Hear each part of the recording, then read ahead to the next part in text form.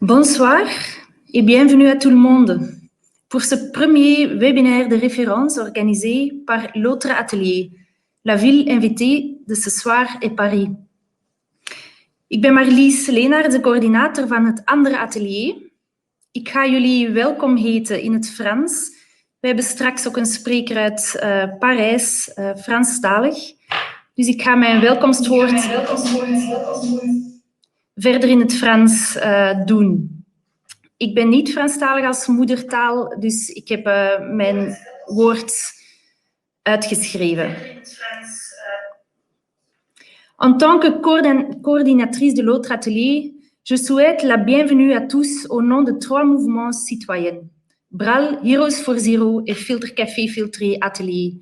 Ces 3 organisations œuvrent ici ensemble pour l'amélioration de la sécurité routière à Bruxelles.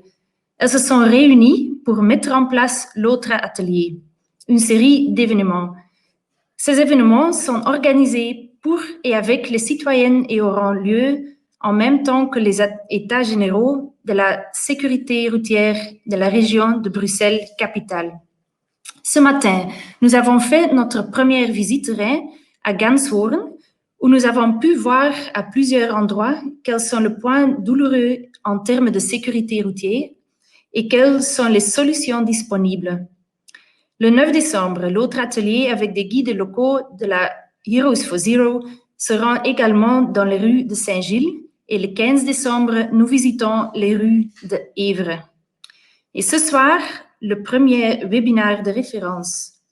BRAL a invité Paris à nous en dire un peu plus sur la ville de 15 minutes. Sur le webinaire Benchmark du 9 décembre, Oslo est invité. Et le 17 décembre, Berlin vient nous inspirer. Nous fermerons l'autre atelier avec un studio de design en janvier. L'atelier Horizon de Filtre Café Filtré Atelier et Architecture Workroom Brussels examinera comment les problèmes locaux de la rue et les exemples ambitieux de l'étranger peuvent conduire à de nouvelles solutions pour Bruxelles. Les enjeux du nouveau plan d'action sont importants. Alors que pas une seule victime mortelle n'a été enregistrée parmi les usagers actifs de la route à Oslo en 2019. Pas moins de 20 personnes ont perdu la vie dans la circulation à Bruxelles. D'ici 2030, la région de Bruxelles-Capitale veut suivre l'exemple d'Oslo et tendre vers 0 accident de la route grâce à un nouveau plan de sécurité. Derrière ces 2 statistiques se cachent des histoires. Dans quelle ville pouvez-vous aller à l'école en vélo avec votre enfant et toute tranquillité? Dans quelle rue résidentielle est-il agréable de discuter avec vos voisins? Où est-il agréable de marcher de A à B? Quelle ville a des coûts de santé moins élevés? Un air plus pur et une population qui aime marcher et faire du vélo et qui est généralement en bonnes conditions. L'autre atelier est activement à la recherche de meilleures statistiques et de meilleures histoires. Les mouvements citoyens veulent placer la sécurité routière dans un contexte plus large. Ils explorant, approfondissant et présentant cette ambition à travers des parcours, des conférences et d'un atelier de conception. Tout cela contribuera au nouveau plan d'action pour la sécurité routière. On aurait tellement aimé inviter les intervenants de nos 3 villes hôtes ici à Bruxelles et avec eux, tous ceux qui nous regardent à ce moment. On aurait aimé vous réunir tous dans une grande salle afin qu'on puisse vraiment faire connaissance et échanger nos idées d'une façon plus directe. Malheureusement, nous sommes tous temporairement obligés de réfléchir à d'autres méthodes pour se rencontrer et communiquer. Nous espérons néanmoins de toucher un grand nombre de personnes grâce à cette réunion en ligne et on espère organiser le mieux possible cet échange avec Paris et prochainement aussi avec Oslo et Berlin. La sécurité routière est une responsabilité partagée entre les citoyens et le gouvernement.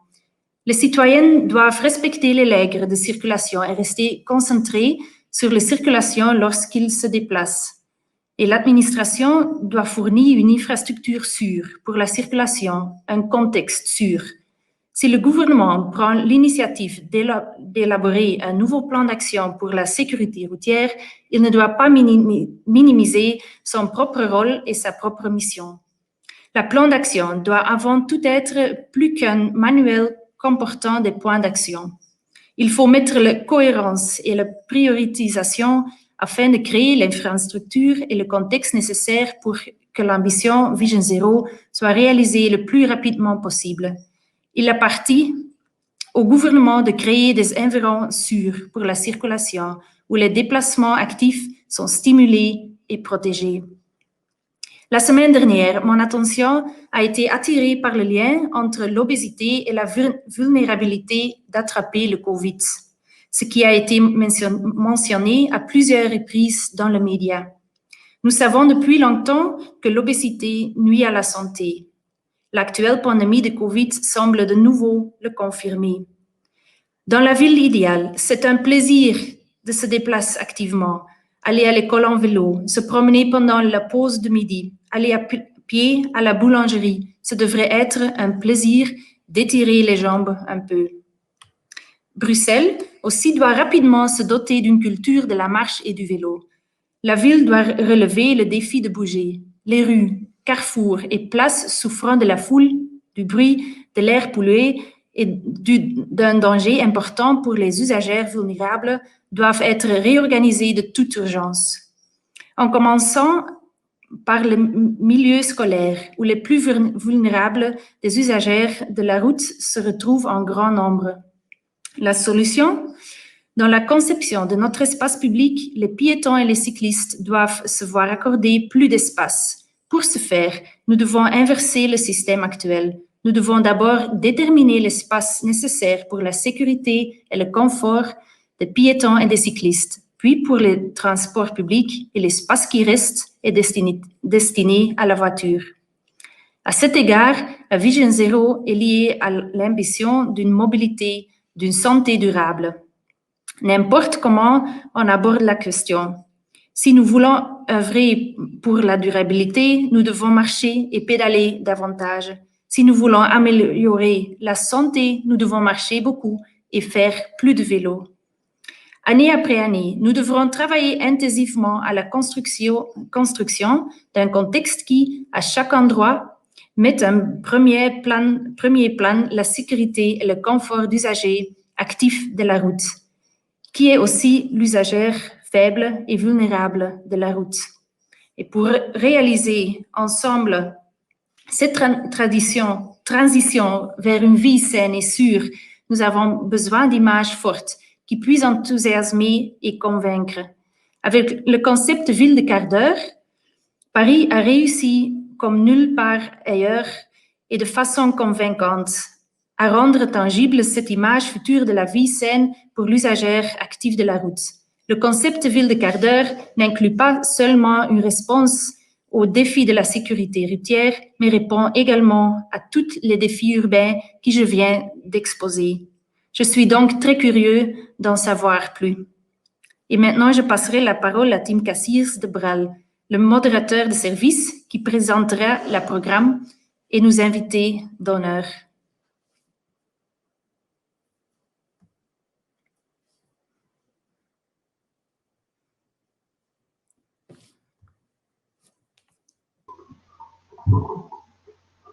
Danke Marlies et merci à vous tous et toutes d'être là avec nous ce soir. Welkom iedereen. Fijn dat jullie er allemaal bij zijn, niet hier live, maar ook op YouTube, op Facebook en zo verder. J'ai l'honneur d'avoir ici avec moi, dans cette salle bien virtuelle qu'on a construite ici, Madame Alice Perrin de la ville Paris, notre intervenante de ce soir. Et puis, on a invité aussi des experts bruxellois. Frédéric de Brusques, chercheur à l'ULB et vice-président de la Commission régionale de la mobilité. Patrick Freinet, chargé de cours à l'Haute École Libre de Bruxelles. Isabelle Janssens, responsable de la cellule sécurité routière à Bruxelles Mobilité. Et Jan Terwekoor, architecte et actif chez Filter Café Filtré. On les invitera à entrer en dialogue avec Madame Perrin après sa présentation afin de nous éclaircir comment l'exemple de Paris peut nous inspirer à Bruxelles. Et puis, bien sûr, vers 9h15, on aimerait aussi vous entendre. Même si cette interaction serait beaucoup plus facile si on aurait pu se réunir en vrai, on veut tout de même vous en offrir la possibilité d'intervenir. On vous invite donc à donner vos contributions, vos questions, vos remarques, et ceci de deux manières. La première, la plus simple, c'est de mettre un commentaire ou une question sur notre page Facebook ou encore sur notre chaîne YouTube, là où vous suivez cette émission. Nous y lisons vos questions et les proposons à nos invités. Vous pouvez déjà faire ça depuis maintenant, pendant la présentation. On vous demanderait bien d'être succinct quand vous faites ça dans la formulation, parce qu'on doit le mettre facilement à nos orateurs. La deuxième manière d'entrer en interaction, si votre remarque, vous avez des questions ou des demandes un peu plus, qui demandent un peu plus d'élaboration, on vous offre la possibilité de vous inviter en live dans notre conversation. Vous envoyez un mail à outreatelier.outlook.com, vous voyez l'adresse mail ici en bas. Mentionnez votre nom, dans le cas échéant votre organisation et le sujet sur lequel vous voulez intervenir. Gardez bien à l'esprit que ce live stream donc, sera enregistré et des autres puissent regarder ça après. Wij willen dus na het debat met de expert op jullie horen. Hoewel dat gemakkelijker was geweest als we samen in één zaal zaten, hebben we toch een mogelijkheid gevonden om jullie ook aan het woord te laten. Op twee manieren. Ofwel reageert u op onze Facebookpagina of op het YouTube-kanaal waar dat u deze uitzending aan het volgen bent. Wij lezen daar jullie opmerkingen en brengen ze dan hier in het debat of stellen ze als vraag aan de persoon die je ze richt. Wees alsjeblieft een beetje bondig in je formulering van de vraag, zodat wij het op een makkelijke manier kunnen doorleggen. De tweede manier, als u uw vraag of uw punt meer uitleg behoeft, kan u ook live in de uitzending komen. U stuurt dan een mail naar het e-mailadres dat u hieronder ziet, waarbij u uw naam vermeldt, ook een organisatie eventueel en het onderwerp waarover u wilt tussenkomen. Dit is een livestream en wordt ook achteraf opgenomen, of wordt nu opgenomen, zodat anderen ook achteraf kunnen kijken. Hou dat in de gaten. Je tiens à souligner que chacun peut s'exprimer dans la langue qu'il ou elle préfère. Le débat ici se tiendra surtout en français. Maar interventies in het Nederlands zijn meer dan welkom, as well as in English. Let's for later. D'abord, nous sommes très curieux d'apprendre comment on voit les choses à Paris. Voilà pourquoi que nous sommes contents d'avoir ici avec nous Madame Alice Perrin, chargée d'études, partage d'espace public et accessibilité de l'Agence de la mobilité de Paris.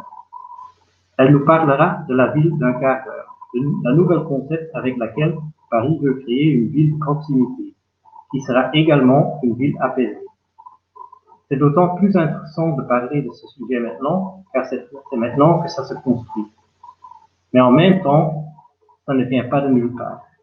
C'est une nouvelle étape dans une démarche, un changement de paradigme en mobilité et en urbanisme que Paris a entamé depuis pas mal d'années, qu'on vous montrera Madame Perrin.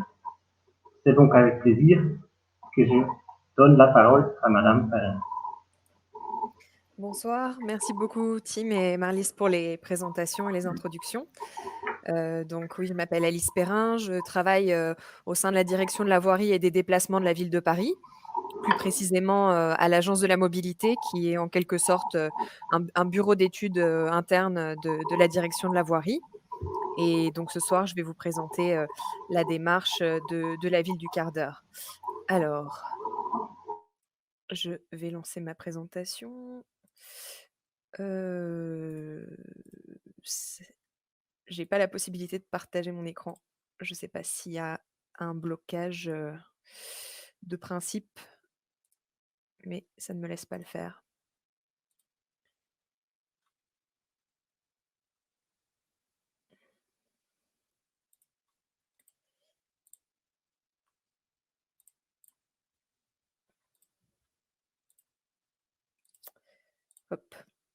Alors, c'est bon. Pardon. Hop. Donc voilà, la ville du quart d'heure, et puis je vais replacer cette réflexion aussi, dans le cadre qui est celui, des débats, en cours à Bruxelles, c'est-à-dire les états généraux de la sécurité routière, et donc replacer ça un petit peu dans le cadre de voilà, quelle est la situation de la sécurité routière à Paris? Et puis, comme, le disait, Tim tout à l'heure, Excusez, Madame Ferré, on ne voit pas votre présentation. ah, On voit un autre écran. OK. Vous voyez pas mon écran? Heu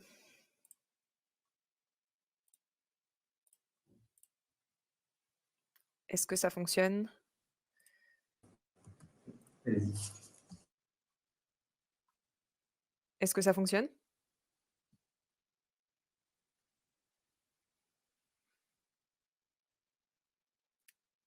Est-ce que ça fonctionne, s'il vous plaît?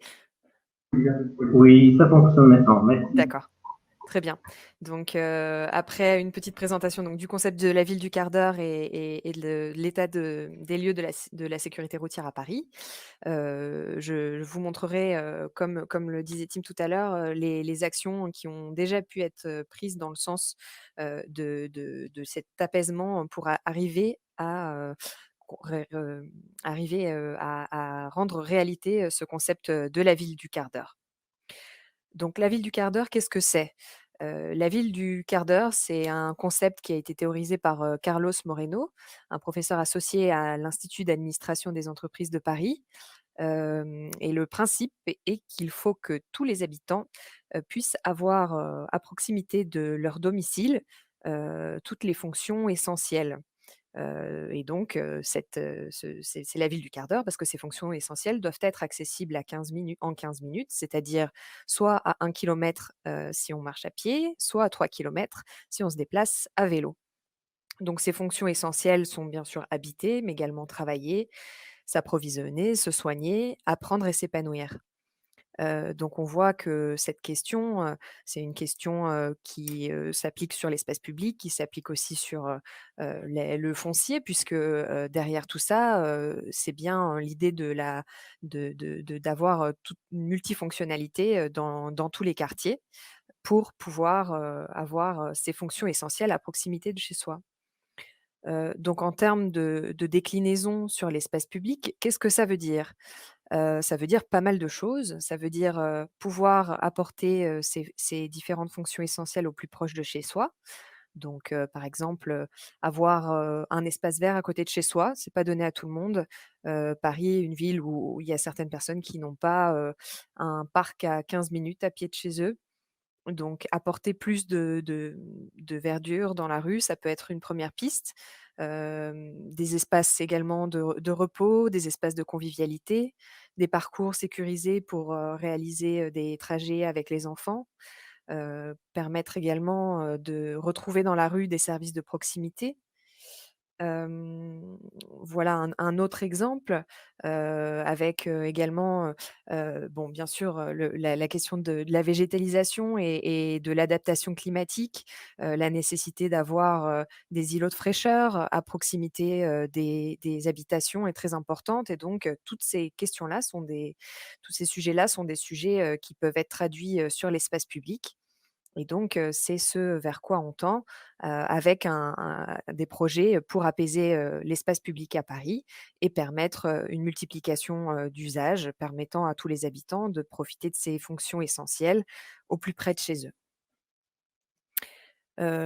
Donc effectivement, ça ne vient pas de nulle part, c'est-à-dire que Paris est une ville où les gens marchent déjà beaucoup. Pourquoi? Parce que, c'est une ville très dense, en termes d'habitation, mais également en termes d'équipements, de services, de commerce. Donc là, vous voyez sur cette carte, certains chiffres, par exemple, le temps de trajet à pied, aux équipements de base. Donc on voit, par exemple, que pour aller, faire ses courses, on a rarement souvent d'aller, beaucoup plus loin que 2 minutes à pied. Pour aller voir un médecin, 2 minutes également. Pour aller à l'école, 3 minutes. Et puis pour aller, au stade, au gymnase, au cinéma et à la piscine de 5 à 10 minutes. Donc pour les loisirs également, on réussit à trouver tout ça, dans ce petit réseau, en dessous de 15 minutes. À droite, vous avez une carte qui montre la part de la population active qui se rend à pied au travail.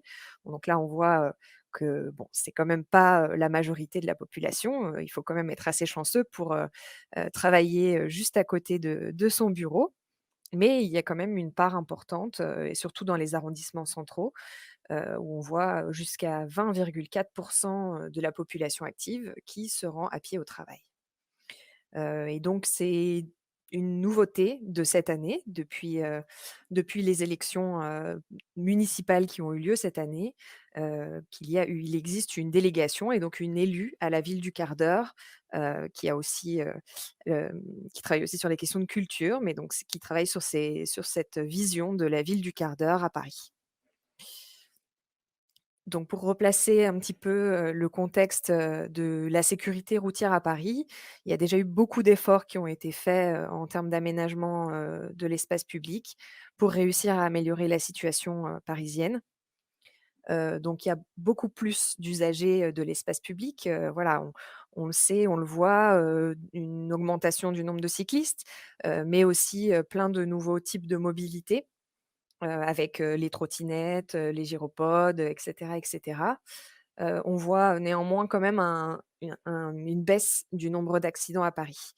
Une diminution assez conséquente puisque, entre 2001 et 2018, cette baisse a été de 41. Ce qui est particulièrement frappant, c'est le nombre de tués qui a été divisé, par 3. Donc c'est des résultats très positifs, même si, voilà, le chiffre de 2018, 36, est quand même supérieur aux chiffres qui étaient, présentés, en introduction pour Bruxelles. Donc en termes de répartition, de ces accidents, on voit que les 2 roues motorisées, donc les scooters et les motos, sont les usagers, qui, sont le plus représentés en termes d'accidentologie, qui représentent la moitié, des victimes d'accidents.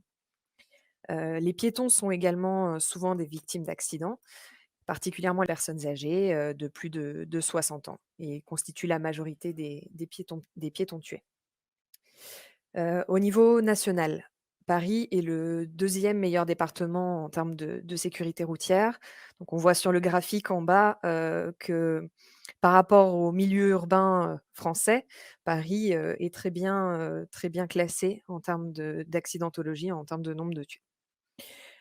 Voilà, donc toutes ces mesures, toutes ces améliorations, qui peuvent être mesurées, de manière tangible, c'est le résultat, de plusieurs années, plusieurs dizaines d'années d'aménagement, et de reconquête, de l'espace public en faveur, des mobilités actives. Donc l'idée est vraiment de pouvoir, sécuriser les trajets à pied et à vélo. On voit que beaucoup de villes, essayent, par exemple, avec des démarches pour les piétons, d'encourager la marche à pied. À Paris, comme, on le voyait tout à l'heure, la marche à pied, ça fait partie du quotidien puisque c'est pas compliqué de marcher pour aller faire ses courses. C'est pas On n'est jamais loin de son école, on n'est jamais loin, des services dont on peut avoir besoin au quotidien. Et donc tout ça se traduit, la marche, c'est le premier mode de déplacement à Paris. 60 des déplacements dans Paris se réalisent à pied et on voit qu'ensuite on a, 5 de voitures et 10 pour les vélos, trottinettes et autres, mobilités, un peu nouvelles. Hem, donc l'idée de la ville de Paris, c'est par rapport à d'autres villes qui veulent encourager la marche à pied, c'est plutôt de la rendre le plus confortable possible puisqu'elle est déjà présente. Donc malgré, ces réalités de répartition des déplacements, on sait que notre espace public, lui, il les reflète pas. On a beaucoup d'espace, plus de 50 de l'espace public, qui est dédié aux véhicules motorisés, donc ce qui ne reflète pas du tout, les pourcentages de déplacements que je vous montrais tout à l'heure. Donc l'idée en ce moment, c'est de pouvoir, changer de paradigme en redonnant, l'espace, qui est nécessaire aux piétons, aux personnes à mobilité réduite, aux vélos et aux transports en commun, pour, qu'ils soient dignes de cette part des déplacements et pour que tous ces déplacements se fassent de manière, les plus efficaces et les plus confortables. Donc la ville de Paris, en 2017, signé une stratégie Paris piéton avec des grands principes permettant d'améliorer cette qualité piétonne. Donc les grands principes sont présentés sur cette slide, mais je vais revenir un petit peu plus loin sur ce que ça veut dire en termes de déclinaison. Donc on a des grands axes qui sont aujourd'hui encore des axes à fort connotation routière sur lesquels on veut venir apaiser la circulation. Des promenades qui peuvent être des promenades historiques que l'on veut venir conforter. Des grandes places avec des fortes densités d'usage qu'on voudrait valoriser. Des franchissements, particulièrement des franchissements du boulevard périphérique qui, à Paris, est une réelle frontière physique entre Paris et la banlieue, qui sont à faciliter. Des ruptures urbaines, pour la plupart des friches ferroviaires, qui sont à atténuer. Un centre historique où affirmer une plus forte dimension piétonne, car par rapport à beaucoup de villes européennes, le centre historique de la ville de Paris a très peu d'aires piétonnes. Et enfin, il est important quand même de noter que même si, il y a un centre historique important, Paris n'est pas une ville, avec un seul centre. C'est une ville polycentrique. Donc il existe, un certain nombre de quartiers, où, il est utile de privilégier la vie locale sur la circulation, pour pouvoir profiter, de tous ces centres et puis bien sûr dans la démarche, de la ville du quart d'heure que je vous racontais tout à l'heure, pour que chacun ait un centre apaisé, au plus proche de chez lui. Donc en termes d'action de ce qui a pu se faire jusqu'à aujourd'hui pour, répondre à ces objectifs, voici quelques illustrations, de projets qui ont été réalisés.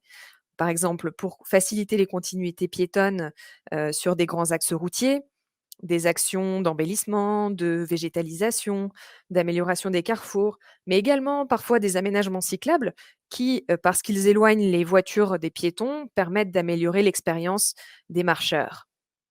Heu, il y a également les grandes promenades qui peuvent être parfois des promenades historiques, ou des espaces qui ont été très longtemps dévolus à la voiture, qui sont, reconquéris en faveur des modes actifs. C'est le cas par exemple des berges de Seine avec les 2 images que vous voyez au milieu. Un des grands projets, des 5 dernières années, ça a été celui, des grandes places. À Paris, des places, qui étaient, vraiment dominées par la circulation motorisée, sur lesquelles, il y a eu une forte volonté de récupérer de l'espace pour pouvoir, donner d'autres usages, que les Parisiens profitent de ces espaces, en les voilà, en les végétalisant, en mettant de nouveaux mobiliers, en proposant des activités. Les franchissements, du boulevard périphérique, donc c'est ce que je vous racontais tout à l'heure. On voit, par exemple, sur les photos de droite, au niveau de la passerelle du parc du Millénaire, cette frontière physique, vraiment palpable qui est ce boulevard périphérique. Et donc, il est important de trouver des manières d'améliorer, les passages entre Paris et la banlieue, donc avec des passerelles ou des ponts comme les images du milieu au niveau de la Porte d'Italie, sur lesquels, la qualité piétonne peut être améliorée. Enfin, en termes de projets à petite échelle, il est important d'aller jusqu'au détail. Ce n'est pas seulement les grands projets qui permettent de réaliser, ces objectifs de qualité piétonne et de sécurité routière, mais bien aussi, à l'échelle de chaque quartier, regarder comment fonctionnent les traversées piétonnes, heu, proposer des refuges piétons, des traversées, XXL, permettre une bonne visibilité entre les voitures et les piétons et les vélos en éliminant le stationnement aux abords, de ces passages piétons. Il y a également des aménagements de plateaux piétonniers, de trottoirs traversants, de carrefours surélevés pour que, petit à petit, le langage, urbain qui est celui, qu'on associe aux véhicules motorisés disparaisse au profit d'un langage urbain plus piéton et vélo. Donc sur cette carte, vous pouvez voir, les grands axes, de vélo, de la ville de Paris. Donc dans les 5 dernières années, il y a eu un 1er plan vélo, qui a permis, de construire, de nombreuses pistes cyclables larges et confortables, hem, qui commencent à former un réseau. Donc cette carte-là a été dessinée avant la période Covid. Aujourd'hui, cette carte est complétée avec de nombreuses pistes cyclables temporaires qui permettent d'avoir un réseau qui couvre tout Paris. Et dans le cadre du deuxième plan vélo, ces pistes-là seront pérennisées pour pouvoir avoir un réseau consolidé sur tout Paris. À ces axes qui sont ici en bleu sur la carte s'ajoutent bien sûr des bandes cyclables, des contresens cyclables qui vont jusqu'à l'échelle des petits quartiers. Donc là, quelques exemples de réalisation de pistes cyclables. Ici, sur les Champs-Élysées, une piste cyclable qui traverse Paris d'est en ouest, du bois de Vincennes jusque à la Défense, a été rendue confortable avec des séparations par rapport à la circulation motorisée. Ça, c'est le même axe, mais un petit peu plus vers le centre de Paris, avec la rue de Rivoli qui aujourd'hui, à la suite du confinement, a été fermée à la circulation motorisée, car elle avait déjà été en quelque sorte victime de son succès avec énormément de cyclistes sur cet axe. Il était devenu moins confortable de s'y rendre à vélo et donc on a décidé de favoriser le passage des vélos sur cet axe en limitant la circulation motorisée aux seuls usagers qui en ont réellement le besoin, c'est-à-dire les riverains, les taxis, les livreurs, voilà. Donc sur la question de la vitesse et des différents statuts qu'on peut retrouver dans nos rues, la réduction de la vitesse est une réelle opportunité pour développer la vie locale. Donc comme à Bruxelles, Paris, a le projet, de passer, toute la ville à 30 km/h, pour le mois de janvier 2020. Donc on voit, sur le petit tableau, en dessous, une fiche du CEREMA qui fait le lien entre, vitesse et vie locale. Donc sur ces questions dont on parlait, des différents usages qui peuvent se développer sur l'espace public, on voit bien que, lorsque, on est dans une ville où les véhicules ne circulent qu'à 30 km/h ou bien encore mieux dans des zones où on leur demande de rouler à 20 km/h ou au pas, ça permet, d'avoir un meilleur équilibre, en faveur des piétons, en faveur des nouveaux usages qu'on peut avoir dans la rue. Donc aujourd'hui à Paris, on a quelques zones de rencontre que vous voyez sur la carte à gauche. En termes d'aménagement, les voitures sont toujours, autorisées, elles peuvent s'y rendre même si elles sont limitées à 20 km/h. Les piétons, eux, peuvent décider de traverser, partout à l'intérieur de cette zone et ils sont prioritaires pour le faire. Les aires piétonnes, elles, donc en rouge et en orange sur la carte à gauche, certaines sont physiquement complètement, fermées à la circulation motorisée. D'autres, permettent, tout de même aux voisins de pouvoir se rendre jusqu'à leur pied d'immeuble. Enfin, un des enjeux, très importants, sur ces questions d'animation d'usage dans la rue, ce sont les questions liées au changement climatique et à l'adaptation des villes à ces enjeux de changement climatique. Et donc la végétalisation est, un projet, il y a des projets de végétalisation très ambitieux à la ville de Paris. Donc là, on voit, plusieurs actions qui ont pu, être déjà installées, dans les années précédentes avec, différents types de jardinières en pleine terre, hors sol. Le concept de débitumage pour permettre une meilleure perméabilité, pour l'eau de pluie, et lutter contre, les îlots de chaleur urbaine et bien sûr la plantation d'arbres lorsque c'est possible dans des villes qui sont par ailleurs très contraintes en termes de, réseaux souterrains. Sur ces questions de vie de quartier, la requalification de petites places, heu, est aussi très importante. Des espaces qui parfois étaient un petit peu délaissés, abandonnés, qui peuvent redevenir des lieux de vie, des lieux d'usage, des lieux actifs. Un des grands projets sur lesquels, nous travaillons actuellement est celui des rues aux écoles, avec l'ambition d'apaiser l'environnement des établissements scolaires. Donc effectivement, les enfants, qui sont parmi les usagers, les plus vulnérables à la fois en termes de sécurité routière, mais également, aux questions de pollution de l'air. On s'est concentré sur ces abords d'école puisque c'est, là où ces enfants passent le plus de temps dans leur journée. Donc l'idée est bien sûr de rendre la ville la plus accueillante pour les jeunes, mais également de faire de l'école une centralité de quartier. Ça rentre bien dans cette réflexion de la ville du quart d'heure, de se dire que, voilà, tout parent emmène son enfant à l'école, les enfants y passent beaucoup de temps, donc finalement, les abords d'école sont des lieux dans lesquels on passe, beaucoup de temps, quand on est une famille avec des enfants.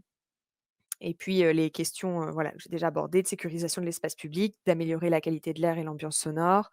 Actuellement, il y a bien sûr la question de la facilitation de la distance, physique et puis, d'offrir des nouveaux espaces et l'adaptation au changement climatique. Donc en termes de méthode, pour, arriver à travailler sur ces rues aux écoles, l'idée est de co-concevoir la programmation, à la fois avec les communautés éducatives, mais aussi avec les riverains, car si on veut faire, de l'école le centre du quartier, il ne faut pas que ça concerne que les enfants.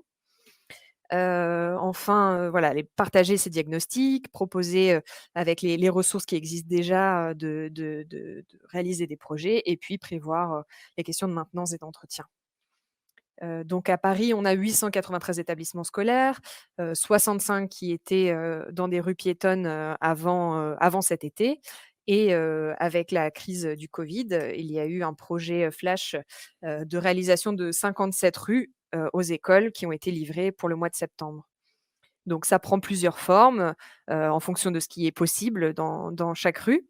Donc ça peut être des fermetures physiques, comme les 4 images, à gauche, avec des barrières amovibles qui sont mises aux heures, de l'école, avec des barrières, pivotantes ou bien avec, des potelets ou des balises, qui permettent néanmoins aux vélos de pouvoir continuer à emprunter ces rues. Et puis à droite, on a des exemples de rues sur lesquelles voilà, on avait des commerces ou bien des riverains qui ont quand même besoin d'atteindre leur pied d'immeuble et sur lesquels on a juste, on est intervenu en faisant un changement de statut de la voie. C'est passé en aire piétonne et puis on a commencé à travailler pour que ce langage routier qu'on connaît si bien ne soit plus, si lisible en tant que tel, en mettant des jardinières, en quinconce pour qu'il soit plus difficile pour les véhicules, d'y passer et qu'ils soient découragés dès l'entrée.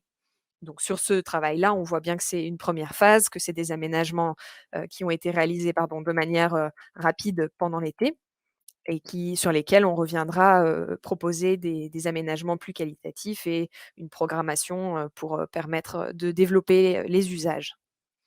Paris travaille également actuellement donc vous avez un état généraux de la sécurité routière. Chez nous, c'est les états généraux du stationnement, puisque, aujourd'hui, il y a, 144 000 places de stationnement, à Paris, mais également en surface, donc dans les rues, mais il y en a également 5 fois de plus dans les stationnements en sous-sol et ces stationnements en sous-sol sont, eux, très peu utilisés. Donc la question c'est est-ce qu'on peut réussir à réfléchir ensemble, pour, récupérer, les 10 mètres carrés que représente une place de stationnement, si, les usagers des voitures, peuvent trouver, une place de stationnement peut-être en sous-sol. C'est des endroits où on peut imaginer de nombreux usages. Par ailleurs, voilà, il y a des chiffres qui montrent que, bon, les foyers parisiens sont peu motorisés. Il y en a quand même, peu qui ont des voitures. Alors c'est pas les mêmes répartitions en fonction des quartiers, bien sûr, mais globalement, voilà, ils sont quand même, peu motorisés et puis, la plupart des Parisiens qui ont une voiture ne l'utilisent, pas du tout pendant la semaine. Ils l'utilisent par exemple que le week-end pour partir, en dehors de Paris. Donc, il y a peu d'intérêt pour qu'une voiture reste toute la journée, sur une place de stationnement pour occuper 10 mètres carrés. Donc tout ça, on est en train de faire une démarche de concertation, en ligne également, pour proposer, qu'est-ce qu'on pourrait faire avec ces espaces-là? Hem et donc ces aménagements, on a déjà commencé à expérimenter des choses sur qu'est-ce qu'on peut faire, sur une place de stationnement. Donc là, c'est des parklets, qui ont été, installés par une association, qui s'appelle Dédale. Ça a été financé à travers, le dispositif du budget participatif de la ville de Paris. Donc il s'agit d'extensions de trottoirs, qui permettent des lieux d'arrêt, de pause, pour échanger, pour se restaurer. Et en fonction des quartiers dans lesquels ils ont été implantés, il y a différents usages. Par exemple, en bas à droite, il a été installé à côté d'un atelier vélo et il est utilisé comme une extension de cet atelier vélo sur l'espace public. Bien sûr, ça, c'était des expérimentations, portées par une association et accompagnées par la ville. Aujourd'hui, on a beaucoup de nouveaux parklets qui ont été, réalisés par les commerçants, les restaurateurs, les cafetiers, lors, justement de la suite, de la crise du covid pour permettre aux consommateurs de venir dans leur commerce, dans des situations, de sécurité sanitaire, meilleures que celles qu'ils pouvaient proposer auparavant. Et donc il y a beaucoup de places de stationnement à Paris qui sont occupées aujourd'hui par des terrasses temporaires. Et enfin une démarche, qui va commencer, à Paris, c'est celle de l'apaisement des quartiers. Donc à l'échelle de chaque quartier, parisien, on va, pas commencer partout en même temps, mais au fur et à mesure. L'idée est de pouvoir, à partir d'un diagnostic partagé entre les services techniques de la ville et les habitants, proposer, toute une liste d'interventions qui permettra d'apaiser, ces quartiers. Donc ça peut être, la modification d'un plan de circulation pour que, par exemple, on n'ait plus d'itinéraire malin ou alors qu'un quartier ne soit plus, simplement traversé parce que Waze, ou Google Maps, nous dit, «Par là, c'est plus rapide». Mais en modifiant un plan de circulation, on peut éviter ce genre de choses, et apaiser la circulation. Proposer, des rues à piétonniser, ou bien à mettre en zone de rencontre. Traiter bien sûr les questions d'accessibilité, proposer, des différentes formes de végétalisation avec de la plantation d'arbres ou la création de jardinières, travailler sur, les rues aux écoles. Travailler également au désencombrement parce que, voilà, on sait qu'il y a beaucoup d'objets aujourd'hui, sur l'espace public parisien, et un des enjeux est de voir comment est-ce qu'on peut limiter, ces objets pour, récupérer aussi, de l'espace. Et puis, venir avec des interventions ponctuelles, compléter, cet espace public avec les différentes, fonctions qui peuvent être nécessaires. Donc créer du stationnement vélo, poser du mobilier, par exemple, des bornes de tri, des composteurs et cetera et cetera. Enfin, il est important, pour atteindre ces objectifs d'apaisement et de ville du quart d'heure, de sensibiliser à ces questions du partage de la rue. Parce que c'est, comme on le disait au début, un changement de paradigme. On a beaucoup de nouveaux usagers sur cet espace public, beaucoup de nouveaux types de mobilier qui sont apparus en très peu de mobilité, pardon, qui sont apparus en très peu de temps. Et donc il est important d'accompagner ces changements et de sensibiliser, autour de ces questions. Donc un exemple à Paris, c'est celui, de la charte, trottinette. Voilà, la ville a mis en œuvre, des mesures pour, encadrer, la mobilité en free floating, donc les trottinettes et les vélos, en free floating. Donc tous les opérateurs, qui ont des véhicules, comme ça, sur l'espace public parisien ont dû signer une charte et payent une redevance par véhicule. Et enfin, la ville a aménagé des places de stationnement dédiées pour que ces véhicules ne soient plus, stationnés, sur les trottoirs à la fin d'une course, par leurs usagers, et les opérateurs, de trottinettes, rendent obligatoire par leurs applications la fin de course dans un de ces lieux de stationnement. La question de la lutte contre le stationnement gênant sur les trottoirs est aussi importante, pour à la fois le confort de tous et plus particulièrement sur les questions d'accessibilité de l'espace public. De trouver, des obstacles sur son cheminement, peut être, très problématique pour, les usagers les plus fragiles. Et donc il y a des campagnes qui sont menées, à la ville de Paris, pour justement, prévenir ce genre de situation, mais également faire de la médiation, de la dissuasion et si nécessaire, mettre, des amendes, aux usagers qui ne respecteraient pas ces règles. Donc on fait des enlèvements également de 2 roues motorisées et de trottinettes qui sont mises en fourrière. Enfin, sur ces questions de sensibilisation, donc on encourage beaucoup les gens à passer au vélo. Le vélo, c'est pas comme marcher, c'est pas, quelque chose, que tout le monde apprend quand on est petit. Donc il est important de pouvoir accompagner ces pratiques. C'est aussi des pratiques qui sont différentes parce qu'on a besoin de connaître le code de la route, alors que c'est pas comme, le permis de conduire où on doit passer un examen et on doit, et si on ne passe pas l'examen, on n'a pas le droit de conduire. À vélo, tout le monde peut monter à vélo, et une fois qu'il sait en faire, s'engager, dans la rue. Donc il est important de travailler sur cet apprentissage-là, à la fois dans les temps scolaires et périscolaires, pour sensibiliser aux questions du code de la route, apprendre donc, au plus grand nombre, à faire du vélo, à réparer son vélo pour être autonome et puis, développer des espaces d'apprentissage, sécuritaires, pour développer cette pratique. Et enfin, en termes de communication, il est important d'accompagner, ces changements. On voit que, l'augmentation du nombre d'usagers sur l'espace public, et de leur diversité, ont pu créer des conflits d'usage. Et donc pour tout ça, il est important, de communiquer sur ces questions. Donc à Paris, il y a des campagnes de communication sur les panneaux, lumineux, sur les réseaux sociaux, sur tout un type de support pour pouvoir, voilà, rappeler ces grandes règles, et inciter, à la fois à changer les comportements et montrer que la ville est également régulateur et médiateur de l'espace public, et pas seulement, l'aménageur. Voilà, pour cette présentation, je vous remercie de votre attention.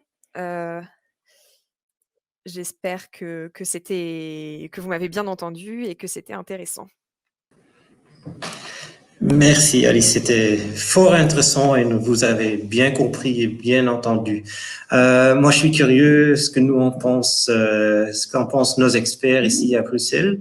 Je vais tout d'abord donner la parole à Madame Isabelle Janssens de la cellule de sécurité routière de Bruxelles et lui poser la question si elle se sent inspirée par ce que vous avez fait à Bruxelles, à Paris. Mais à vous la parole, Madame Janssens. Oui, bonjour. Bonjour à tous. Oui, évidemment, c'est très inspirant. Ce sont vraiment des grands principes et arriver à vendre ces grands principes déjà avec un concept porteur qui parle à tout le monde, tel que la ville du quart d'heure. Donc, dans notre plan de mobilité à Bruxelles, on parle plutôt de ville de proximité. Ce sont les mêmes idées qui sont là derrière. C'est le fait de pouvoir permettre à tout usager non seulement de pouvoir se déplacer, mais de ne pas devoir se déplacer. Que ça reste un choix et que finalement, le déplacement, c'est pas ça qui est l'important. En fait, c'est vraiment le fait de pouvoir aller quelque part et profiter de l'espace en y allant. Et donc, c'est vraiment ce concept de pouvoir choisir comment on y va, où on va. On peut même décider de faire des détours et de donner plus de temps à son déplacement parce que le déplacement n'en est plus un spécifiquement. Mais vraiment déjà un agrément et on a un usage, un retour de son espace public directement. Donc, c'est vrai que ce fait de choisir de se déplacer dans un espace très proche de son domicile en ayant tout, bien, ça permet vraiment à chacun donc de choisir la manière dont il se déplace, de comment il va interagir avec son environnement, et donc de se laisser guider, et pas parce qu'il doit se déplacer, parce qu'il doit faire attention à certaines choses, il a un agrément d'espace. Donc en ce sens, c'est vraiment très inspirant. Alors le fait aussi que cet espace, cette distance faible, bien évidemment, ça encourage à des modes de déplacement beaucoup plus efficaces pour ces distances-là qui sont évidemment pas les modes motorisés. Donc ça encourage évidemment à avoir moins de véhicules motorisés lourds dans ces espaces partagés et actifs. Et donc ça, on sait évidemment en termes de sécurité routière que souvent, sans nécessairement avoir une responsabilité pénale dans l'accident, les usagers motorisés, voitures, sont souvent un des opposants des accidents. Et donc ça a un impact direct évidemment aussi avec le nombre d'accidents. Puis le fait d'avoir ces aménagements qui sont vraiment apaisés et apaisants, on va dire, ça joue évidemment aussi sur l'impact, sur la vitesse de déplacement et donc sur les gravités des accidents. Et donc un espace où on a moins de risques d'accident et si on a un accident, cet accident est moins grave, c'est un espace qu'on peut vraiment s'approprier. Donc tous ces termes-là, pour moi, c'est vraiment un exemple inspirant. Ça me fait penser à un concept que je dis souvent, c'est cette fluidité lente, que tout bouge à une vitesse réduite, mais ça reste efficace parce que c'est fluide. Et donc cette possibilité de se déplacer dans l'espace et en ayant un agrément direct, d'avoir un retour positif de son environnement, c'est vraiment quelque chose d'inspirant, je trouve. Voilà. Merci Isabelle sur cette première réaction. Je vais maintenant donner la parole à Patrick Freinet, professeur ou chargé de cours à la Haute École Livre de Bruxelles. Avant de lui donner la parole, je vais encore signaler que vous pouvez réagir sur notre chaîne Facebook ou par mail si vous voulez entrer dans la réunion après ce débat. Monsieur Patrick Freinet, la parole est à vous. Merci beaucoup, j'espère que vous m'entendez. Je vais peut-être émettre quelques propos un peu en marge ou plus généraux. Je dirais que ce qu'on a entendu et vu qui m'inspire énormément, hein, c'est tout à fait clair. Une réflexion sur ce qu'on présente souvent comme les usagers faibles ou les usagers vulnérables, etc., quand on veut parler des piétons et des cyclistes. Personnellement, je me porte assez en faux par rapport au fait que on présente trop souvent, à mon avis, les usagers non motorisés comme formant un ensemble, comme si c'était une catégorie à part, alors qu'il convient, comme d'ailleurs on l'a vu, on l'a entendu en partie, en tout cas à Paris, il convient de faire, à mon avis, une claire distinction entre les PMR, entre les piétons entre guillemets normaux et les cyclistes. Et bon, j'ai appris en Suisse déjà dans les années 80 que une attention était portée à différentes catégories de cyclistes. Il y a plein de gens qui ont des comportements différents, ne fût-ce que par la vitesse tout simplement à laquelle ils pratiquent leur mode de transport ou leur mode de déplacement de manière un peu plus douce. Et donc, j'aime pas qu'on mettre dans un paquet piétons et cyclistes parce que on les assimile directement, on les met dans un seul paquet et puis le réflexe naturel qui vient quand on présente les choses comme ça, c'est que on va les mettre à part, hein, et directement on est dans le cloisonnement de l'espace public où chacun devrait avoir une place qui lui est plus ou moins réservée. Je pense que heureusement aujourd'hui pas mal de pratiques évoluent dans un autre sens. Par ailleurs, les termes qui sont utilisés aussi quand on parle de ces usagers, il y a des qualificatifs très différents qui émergent dans les discours ou dans les écrits et qui sont lourds de signification également au niveau quelque part de leur portée symbolique, culturelle, mais aussi politique in fine. Donc on utilise, je vais aller d'un extrême à l'autre, on parle d'usager faible, hein, bien souvent. Alors évidemment faible, c'est directement un jugement particulièrement fort qui semble être bienveillant et qui, de la plupart, enfin pas mal de personnes le disent de manière bienveillante. Ce qu'on dit jamais, c'est que quand on dit faible, ben forcément, on réfère à autre chose. Hein, c'est faible par rapport à quelque chose. Alors ce quelque chose, il n'est jamais exprimé, il n'est jamais explicité. Pour la bonne, mais en fait la mauvaise raison, à mon avis, qu'il n'y a pas besoin de l'expliciter dans le sens où implicitement, tout le monde le sait. Dans le sens où, ben oui, c'est par rapport effectivement à la voiture.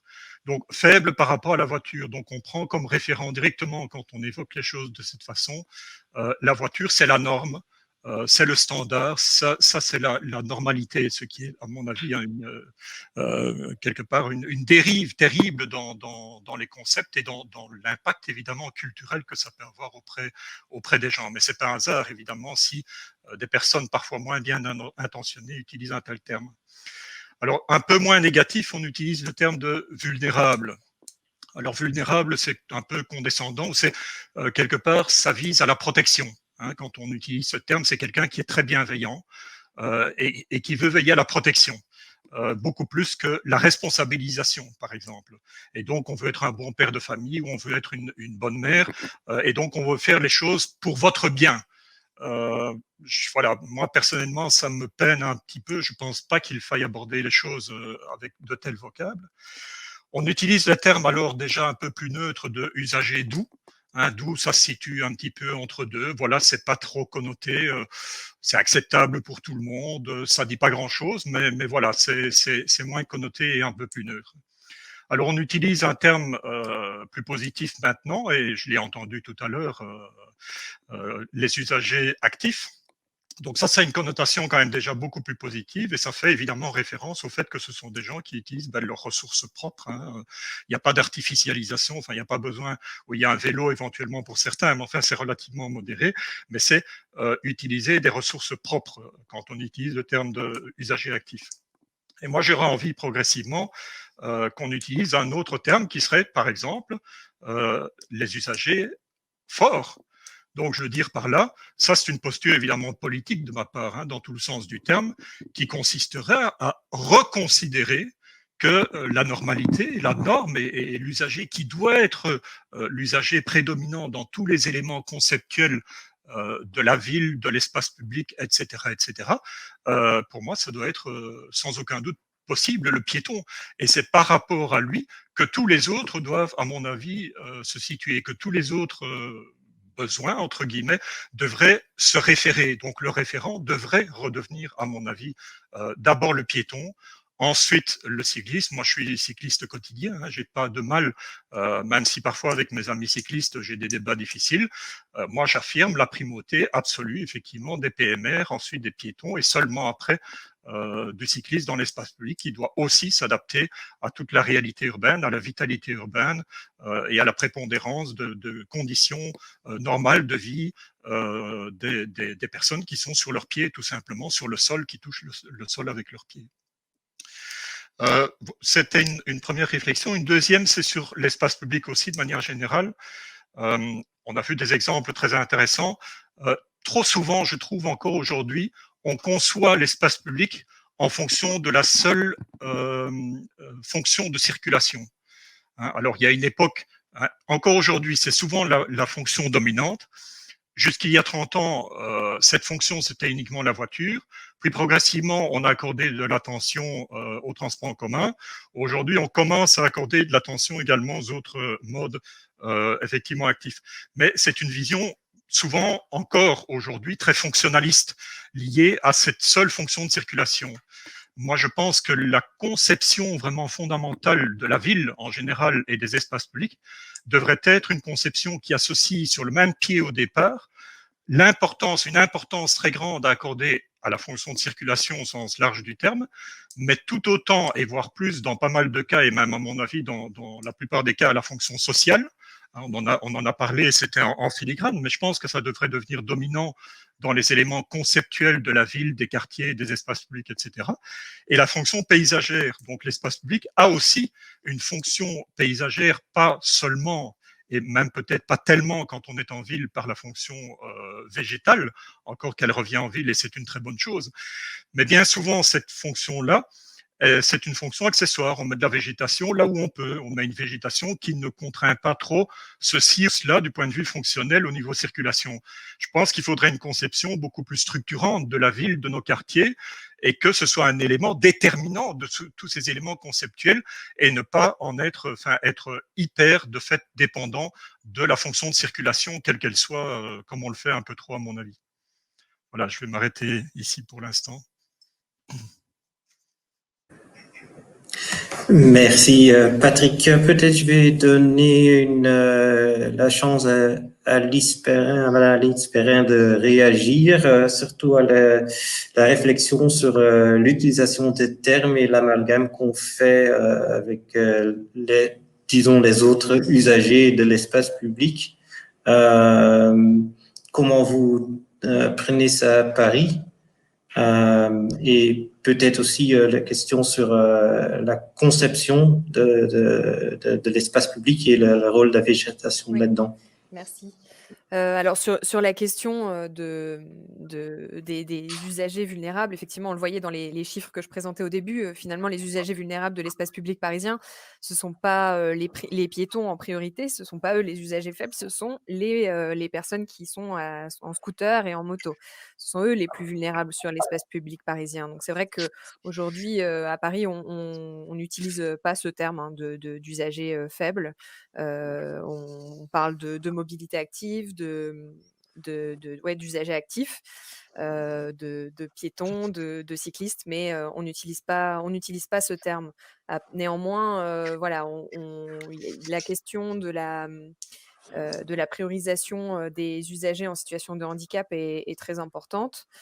Et aujourd'hui, on travaille à l'intégration vraiment du concept d'accessibilité universelle, puisque ce qui est nécessaire pour cette frange de la population qui a des besoins spécifiques est utile pour la plupart, que ce soit voilà, une mère avec une poussette, un père avec un chariot de course, ou bien quelqu'un avec des talons qui a besoin de se déplacer sur un espace public le plus confortable possible.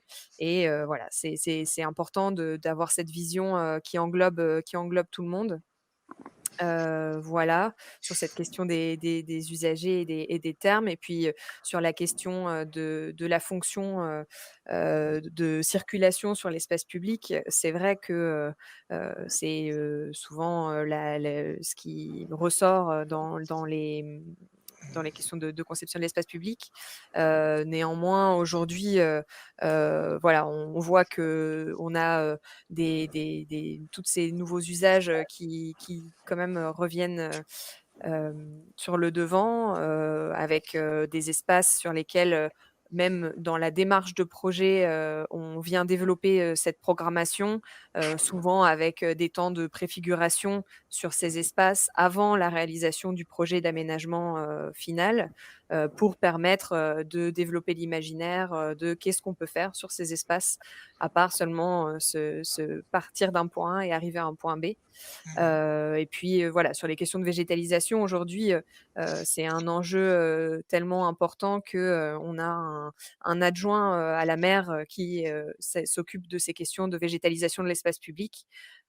Donc on voit qu'effectivement, on aura besoin en tout cas avec les premières études qui ont été réalisé par l'atelier parisien d'urbanisme, qui est donc l'agence d'urbanisme de la ville de Paris, sur les potentialités de végétalisation, qui aura sûrement des axes sur lesquels, si on veut atteindre les objectifs de plantation d'arbres d'alignement, de trames vertes, de canopées continues sur ces axes, on sera obligé de revoir cette question de répartition qui s'appuie uniquement sur cette vision des différentes fonctions de circulation que porte l'espace public. Voilà. Merci. Je vais maintenant passer la parole à Frédéric de Brusques, chercheur à l'ULB et spécialiste en temps de mobilité urbaine, politique de mobilité urbaine. Frédéric, vos réflexions, remarques? Merci beaucoup Tim et bonsoir à tous. Donc merci pour la présentation. Donc bien sûr la sécurité routière, je pense que tout le monde sera d'accord avec. Donc je voudrais revenir peut-être en 4 points sur ce qui a été dit et présenté. Donc je pense que la ville à 15 minutes en première analyse, l'idée est sympathique, mais comme souvent avec des propositions de type qualité de vie, on va les appeler comme ça, la dimension sociale est complètement évacuée. De ce point de vue-là, pour une politique comme celle-ci qui est typiquement faisable dans un centre urbain dense et qui est pensée uniquement pour Paris intramuros, on ne peut s'empêcher de penser que ceux qui vont en profiter, ce sont ceux qui peuvent encore se payer un logement en ville. Or, de ce point de vue-là, on sait que les loyers sont exorbitants à Paris. Et si on regarde ce qui se passe à Bruxelles, on sait qu'il devient de plus en plus difficile de se loger à Bruxelles et qu'on a aujourd'hui une périurbanisation qui n'est plus nécessairement la périurbanisation bourgeoise de jadis, mais qui est devenue une périurbanisation en partie de petites classes moyennes, voire de couches populaires qui vont s'installer à Alost, à Zaventem, à Diegem, à Vilvoorde, dans la vallée de la Seine, etc., parce que c'est là qu'elles peuvent se trouver un logement. Donc si on appliquait la même politique à Bruxelles, typiquement, tout le monde, évidemment, n'en profiterait pas, et le même problème, évidemment, à Paris.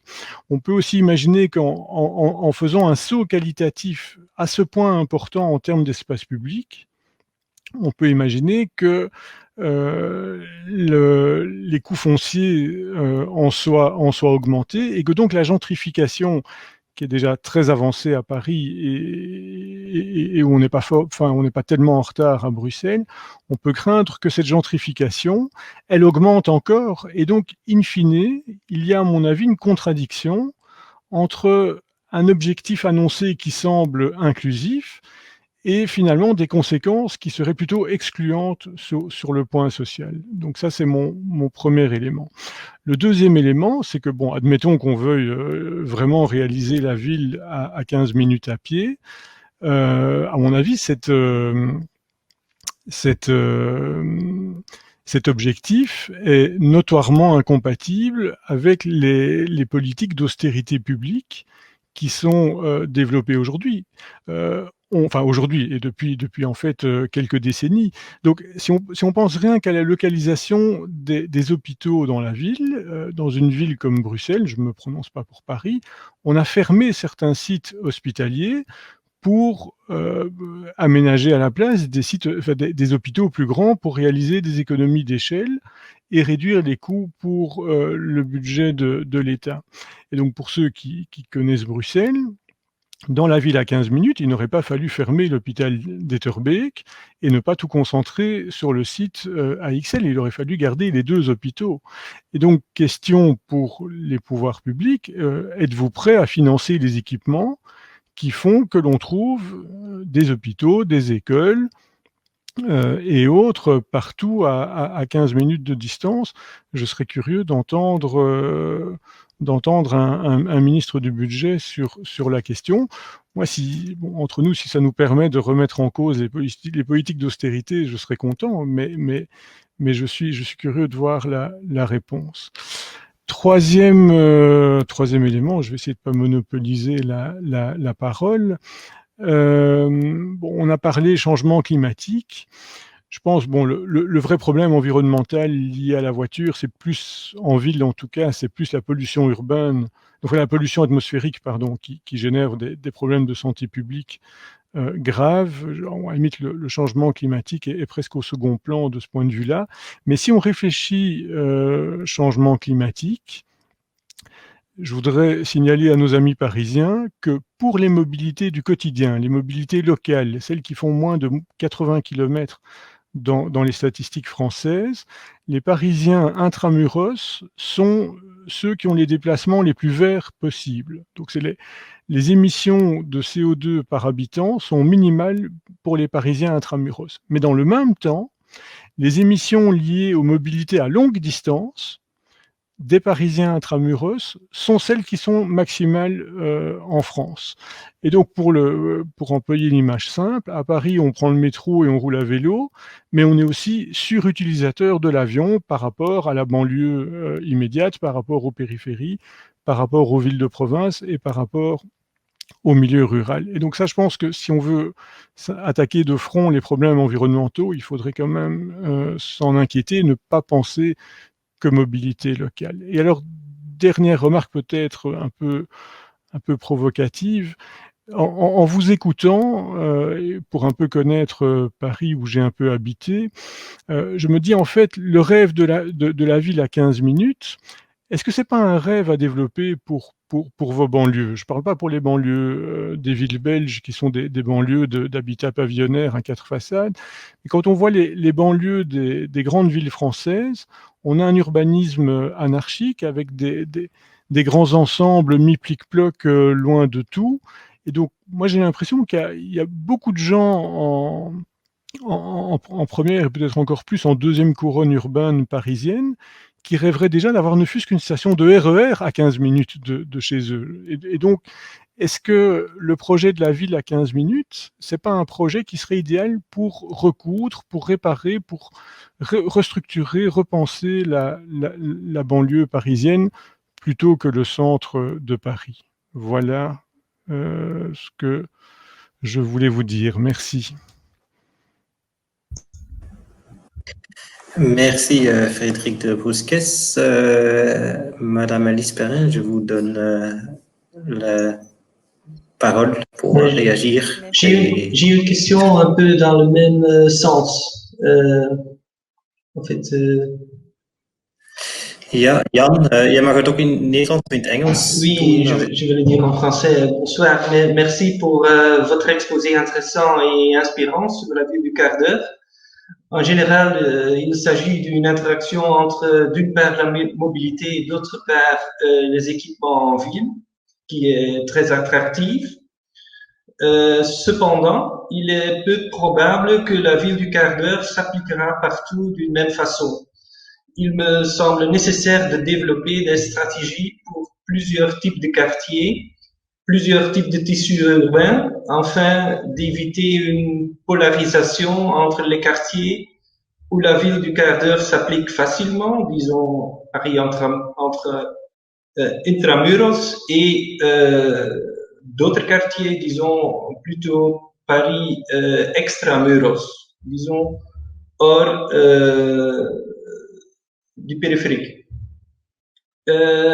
Donc pour cette raison, je me demande comment est-ce qu'on peut élaborer la conception du ville du quart d'heure dans d'autres tissus. Parce qu'il est vrai, dans le centre-ville, la ville classique à Paris, il est clair que presque tous les quartiers de Paris intramuros, qu'il y aura assez d'équipements à un quart d'heure pour pouvoir compter sur un paquet de bases d'équipements, boulanger, supermarché, magasin de vêtements, restaurant, docteur, lavoir, accès au transport public, etc. Peut-être sauf, et ça c'est une première question pour le tissu du centre-ville, les menuisiers, les plombiers, etc. Est-ce qu'il y a des stratégies pour réintégrer, c'est un peu la même chose que pour les hôpitaux, de réintégrer la ville productive au centre de Paris, de sorte qu'on a accès à un plombier, par exemple, à 15 minutes. Deuxième tissu urbain qui me semble très intéressant pour étudier, c'est la ville moderne des grands ensembles. Quand on voit, par exemple, des quartiers comme Aulnay-sous-Bois, Grigny-la-Grande-Borne, le Luth à Gennevilliers ou la Courneuve, ce sont souvent des quartiers monofonctionnels où on essaye depuis des années d'implanter des équipements sans beaucoup de succès et de briser la monofonctionnalité. Donc dire qu'il faut vivre selon la ville d'un quart d'heure sans agir n'aidera pas beaucoup les gens là-bas, à mon avis. Donc est-ce que les autorités publiques ont des stratégies pour intervenir ou changer également l'urbanisme et la mobilité dans ces quartiers. Troisième tissu, c'est la ville périurbaine, disons la nébuleuse, les lotissements périurbains, mais également les équipements. Donc, parce que avec la voiture bien garée devant la maison, il reste toujours très séduisant de prendre la voiture. Mais également l'inverse, quand on regarde les commerces, quel est le message pour les commerçants et les commerces spécialisés comme Ikea, Decathlon, les hypermarchés, qui sont souvent bien désenclavés par la voie routière pour recevoir des clients? Quelle est leur place dans la ville d'un quart d'heure? Voilà.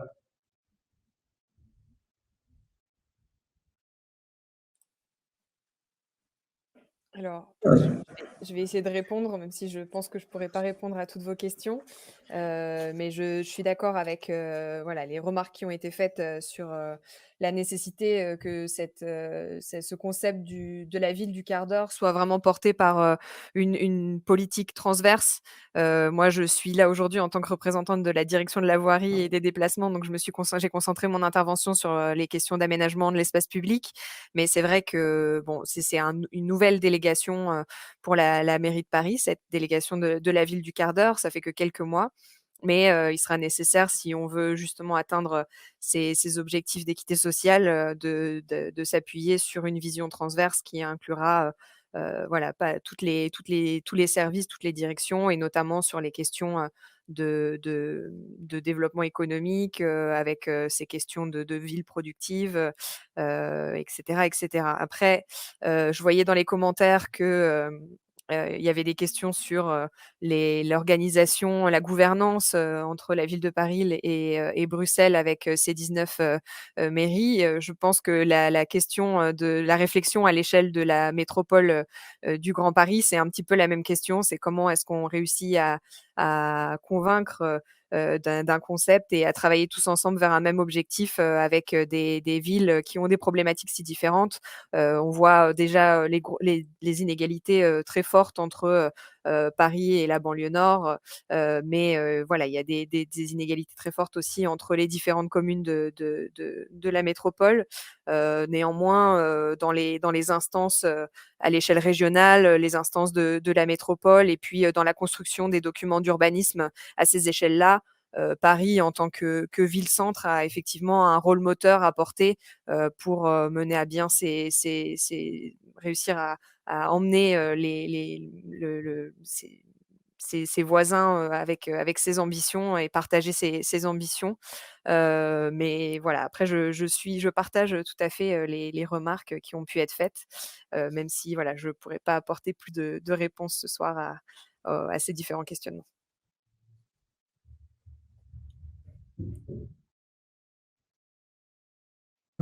Ok, merci à nos experts. Je vais encore revenir vers vous après les interventions du public. Madame Perrin a déjà répertorié une des questions qui ont été posées sur notre plateforme Facebook, mais il y en a des autres. Il y en a plusieurs questions qui portent en fait sur le conflit, la gestion de conflit. Question comment vous communiquez quand il y a des désaccords avec certains riverains, comment concrètement gérer les tensions liées à la suppression du stationnement. Encore un autre aussi, quand on enlève l'espace à la voiture, le débat devient souvent très émotionnel à Bruxelles, et c'est aussi le cas à Paris. Comment le support a-t-il créé pour le changement? Donc, je pense que c'est toutes des questions qui sont liées au conflit. Comment vous gérez ça et quels sont les acteurs avec lesquels vous êtes en dialogue ou en contact pour gérer toutes ces formes de conflit? Alors, sur les différents sujets, on a donc un adjoint qui travaille aussi sur les questions des codes de la rue, pour justement essayer de travailler à ces différentes instances, à ces différentes questions de gestion de conflits. Donc ça va être parmi les projets qui vont être menés pendant cette mandature. Après, voilà, il n'y a pas de solution miraculeuse qui serait appliquée à Paris. C'est aussi les questions d'espace public, des sujets qui sont voilà, sujets de tension. Pour l'instant, sur la question du stationnement, on en est vraiment au tout début. C'est-à-dire qu'il y a eu des places qui ont été supprimées aux abords des passages piétons, mais c'est une loi à l'échelle nationale qui l'impose sur les questions de sécurité routière pour permettre une meilleure visibilité entre les usagers. Donc sur ces sujets-là, il y a eu peu de tensions. Et sur le reste, c'est bien pour ça qu'on mène actuellement des états généraux du stationnement. C'est pour pouvoir réaliser des diagnostics partagés et se mettre d'accord sur avec tous les acteurs qui ont besoin de ces espaces, que ce soit les habitants, mais également sur les questions de logistique, etc. De quel est ce projet de suppression, comment est-ce qu'on y arrive et comment est-ce qu'on y arrive en permettant tout de même aux fonctions nécessaires de la ville de pouvoir y avoir lieu. Voilà, ben les questions, enfin, sur certains aménagements que j'ai montrés, il y a eu des réactions très fortes, hein. Ça a été le cas, par exemple, des berges de Seine, lorsqu'elles ont été fermées à la circulation motorisée, où la ville a été mise en justice à plusieurs reprises, parce que voilà, il y avait certains qui ne souhaitaient pas que ces espaces soient récupérés pour les piétons. Ça a aussi montré des tensions assez fortes entre la ville-centre et la périphérie, puisque certains de ces axes étaient utilisés pour le transit et non pas forcément pour se rendre à Paris. Et donc voilà, simplement pour le traverser. Donc il y a toujours des tensions et dans les projets à venir, voilà, c'est les instances de concertation en amont qui sont importantes avec voilà, différentes formes, des formats un petit peu comme aujourd'hui, parce qu'on est obligé de se retrouver en ligne, mais des ateliers, des conférences citoyennes où des habitants puissent de différentes les plus représentatifs possibles puissent venir rédiger collectivement des avis sur les différents projets qui puissent être pris en compte. Voilà, et puis avec des différentes campagnes qui sont portées par notre direction de la communication sur ces sujets-là. On est quand même aidé aussi à l'échelle nationale par d'autres campagnes. Là, dernièrement, sur ces questions de conflits entre les usagers, il y avait une campagne nationale de la sécurité routière sur les arrières des bus qui a eu pas mal d'impact parce qu'elle était vraiment très visible pour tous les usagers depuis leur véhicule, depuis leur vélo. Voilà, donc bon, c'est des pistes. Après, ça reste des questions qui sont quand même crispantes. Je pense que pour les Parisiens intramuros, c'est des questions qui le sont peut-être un petit peu moins parce que, voilà, comme je le disais, il y a un plus faible taux de motorisation que dans les villes périphériques. Et l'amélioration de la qualité de vie est tout de suite palpable. C'est moins le cas quand on dézoome à l'échelle de la métropole et de la région. Ok, merci. Et petite question pour rebondir sur ça. Quel est le rôle d'une vision politique très claire là-dedans? On sait que Madame Hidalgo a depuis longtemps annoncé cette vision et est restée sur cette course.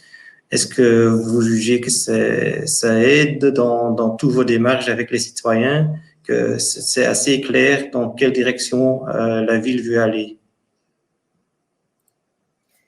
Alors oui, effectivement, je pense que ça aide d'avoir une vision claire et de savoir que de toute façon, la majorité des projets qui sont mis en œuvre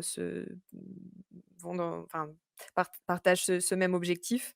Après, enfin, on le sait bien, hein, les détracteurs de ce genre de projet sont souvent des personnes qui sont aussi très, très actives et qui sont présentes dans beaucoup de ces instances de concertation. Donc même si voilà, on a une part de la population peut-être qui s'habitue à cette nouvelle vision, il y aura toujours des difficultés avec certains qui ne souhaitent pas voir ces changements dans la ville.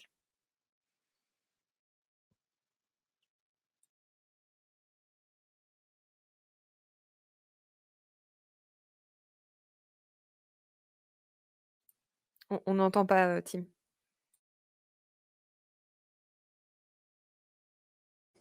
Excusez-moi. Donc, il y a encore quelques questions dans le chat, aussi des questions adressées à des autres, à Frédéric de Brusques. Alors, la question est, qu'est-ce que rend une ville à 15 minutes moins sociale qu'une ville à 2 heures? Ça, c'est une question. Et il y a aussi une élaboration sur qu'est-ce que doit comprendre cette ville à 15 minutes. quelle fonction doit être dedans et comment est-ce que toutes les facilités doivent être localisées à 15 minutes ou seulement les fonctions de base. Donc, je pense que je vais d'abord passer la parole à Frédéric pour réagir et peut-être aussi que les autres peuvent réfléchir sur cette question, quelles fonctions sont nécessaires d'avoir tout prêt. Bon, je me suis sans doute exprimé un peu rapidement, mais donc sur le fait d'être plus ou moins égalitaire, quand on rend la ville plus agréable, on prend le risque de faire augmenter la valeur, le montant des loyers et la valeur des biens immobiliers.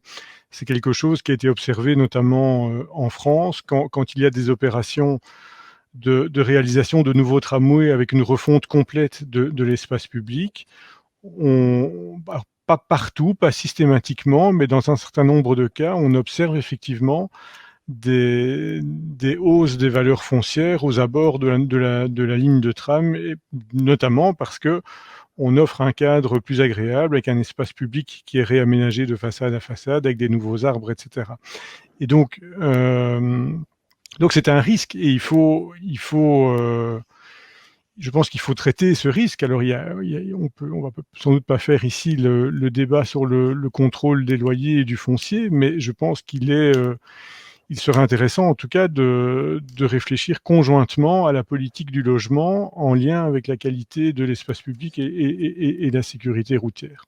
Alors, pour ce qui est de ce qui doit être mis dans le cercle de 15 minutes, il faut le demander à ceux qui font la promotion de ce schéma. Donc moi, je ne l'ai pas inventé et j'en ai pas fait la promotion. Donc je ne vais pas, moi, dire qu'est-ce qui doit être dedans. Mais dans la présentation, on avait l'air de dire qu'on pouvait tout trouver à 15 minutes. Son emploi, son école, son médecin, etc. Et je pense que quand bien même on le trouverait d'ailleurs, rien ne dit que ça conviendrait, que c'est ce qui est recherché par les habitants. Dans un pays comme la Belgique où il y a une présence très forte de l'enseignement catholique versus l'enseignement officiel, il y a des familles qui ne jurent que par l'enseignement catholique et d'autres que par l'enseignement officiel. Dans ce cas-là, c'est pas tellement la distance qui va nécessairement jouer. Idem pour la fréquentation des hôpitaux. Il y a des hôpitaux totalement publics, des hôpitaux totalement privés, des hôpitaux qui sont liés à des mutuelles socialistes ou chrétiennes selon les cas, et ce genre de pilier peut influencer le choix de l'hôpital et donc de la destination au-delà de considérations de 15 minutes. Voilà. Mais je vais laisser répondre nos invités parisiens sur ce qui doit être dans les 15 minutes, parce que c'est eux qui sont légitimes pour le faire, me semble-t-il. Oui, Effectivement, la parole à Alice. présenté sur une C'était présenté sur une des premières slides, effectivement, dans le concept de Carlos Moreno, qui n'a pas encore été forcément revu dans la moulinette politique parisienne très précisément. Les fonctions, c'était bien habiter, travailler, s'approvisionner, se soigner, apprendre et s'épanouir. Voilà, c'est ça les 6 fonctions essentielles qui sont décrites par Carlos Moreno. Voilà.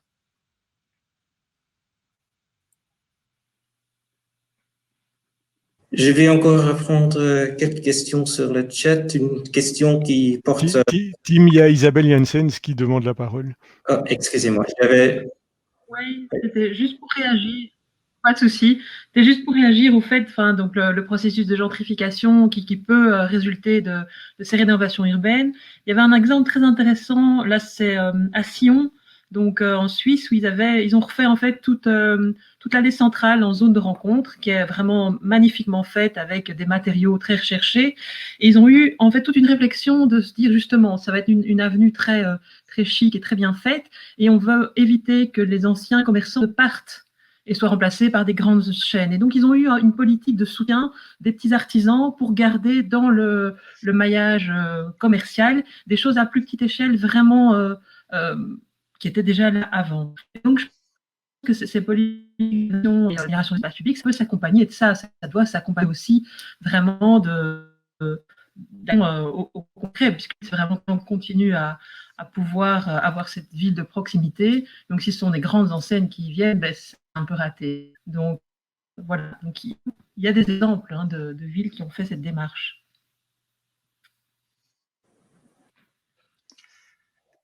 Est-ce que je peux également rajouter quelque chose? Par rapport à ce que Frédéric Dobruskes disait, donc effectivement, on est dans une société dans laquelle toutes les entreprises ou tous les services, même les services publics, ce qui est assez dramatique, ont une politique de rationalisation. Rationalisation voulant dire, comme il l'a très bien expliqué, effectivement, qu'on réduit le nombre de structures dans lesquelles on offre des services directs à la population et donc, effectivement, on éloigne ces services de la population. Alors, si les entreprises et les pouvoirs publics, malheureusement, le font, c'est pour une raison très claire. C'est pour réduire les coûts internes de fonctionnement de ces services, ou de commerciaux, enfin, marchands ou non marchands. Mais en fait, il y a des coûts compensatoires équivalents, voire même plus élevés, je n'en sais rien, qui sont simplement, entre guillemets, reportés auprès de deux catégories d'acteurs. Ce sont les usagers eux-mêmes, donc les gens qui ont besoin d'utiliser les services qui sont encore offerts, et ce sont les pouvoirs publics qui doivent, entre guillemets, qui accompagnent cette politique, qui l'encouragent même, en créant de gigantesques infrastructures. Quand je vois les sommes absolument gigantesques que l'on consacre, y compris à Paris, le Grand Paris Express, je ne connais pas le dossier à fond du tout, mais on court, l'État finalement et les pouvoirs publics de manière générale consacre des sommes gigantesques pour soi-disant permettre à la population de continuer à accéder à l'ensemble de la ville et à permettre effectivement l'étalement urbain et la séparation de plus en plus des fonctions. Parce que ce qu'on a vu au niveau de la ville de Paris, qui est assez effectivement merveilleux, si vous regardez des données à l'échelle de l'ensemble de l'agglomération parisienne, vous m'excuserez, Madame Perrin, mais c'est assez catastrophique, et on ne résoudra aucun des problèmes qu'on a évoqués ce soir si on ne maîtrise pas l'étalement urbain. Et l'étaler, c'est pas tellement, à mon avis, par les plans d'urbanisme, je suis urbaniste, mais c'est par la fiscalité. Je pense que c'est en changeant fondamentalement les règles du jeu dans des incitants d'une part et au contraire des choses qui doivent devenir plus coûteux et refléter les coûts sociétaux que cela engendre beaucoup plus fondamentalement.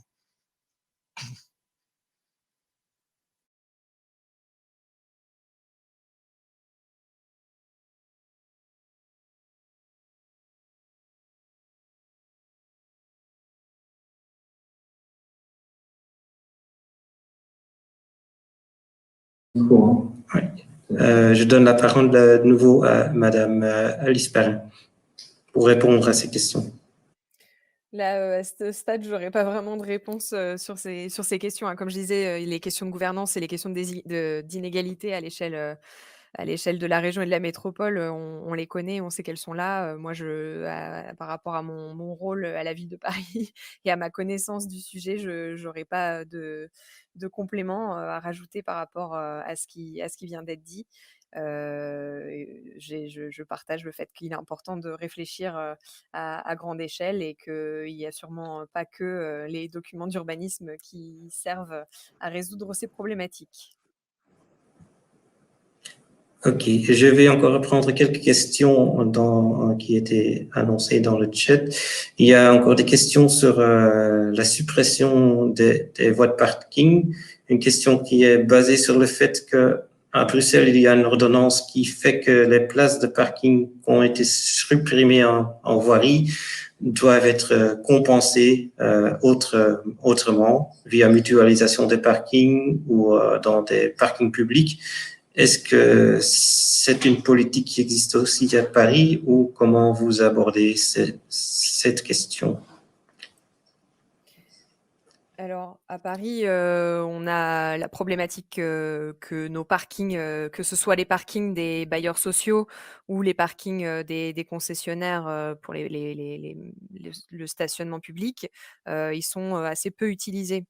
À tel point qu'il y a certains bailleurs sociaux qui aujourd'hui trouvent d'autres fonctions pour remplir leur parking, Par exemple, on a un exemple à Porte de la Chapelle d'un parking dans lequel s'est installée une entreprise d'agriculture urbaine qui fait pousser des champignons dans des étages du parking parce que le bailleur n'a pas trouvé locataire pour garer des voitures à l'intérieur de ce parking. Donc, la surface disponible dans le sous-sol, elle existe déjà. Aujourd'hui, voilà, elle est utilisée sur ce genre de projet ou sur des projets de logistique urbaine qui sont également importants parce qu'elles ont un impact important sur l'espace public. Néanmoins, voilà, on considère que le foncier disponible devrait être suffisant pour permettre aux personnes qui se stationnent aujourd'hui sur l'espace public de retrouver un stationnement en ouvrage. Après, voilà, il faut travailler sur comment est-ce qu'on permet ce changement de comportement, comment est-ce que la ville accompagne ce changement de comportement. Parce qu'effectivement, il est toujours plus facile de se garer dans la rue en bas de chez soi que d'aller dans un parking qui, des fois, est un petit peu plus loin. Et ça fait partie des sujets qui sont abordés dans les états généraux du stationnement.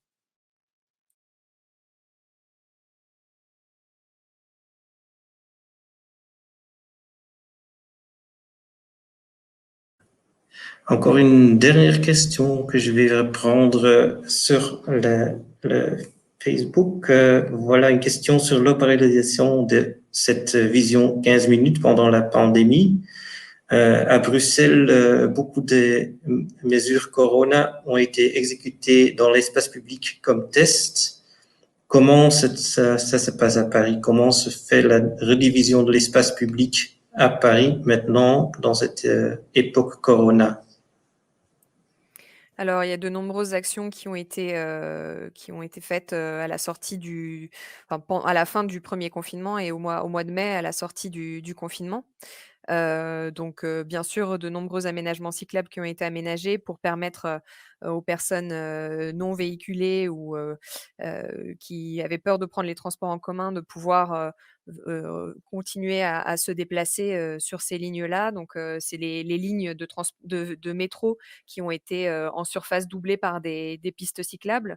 Ça a été réalisé de manière assez rapide, donc avec des aménagements temporaires. Aujourd'hui, il est prévu de pérenniser ces aménagements-là.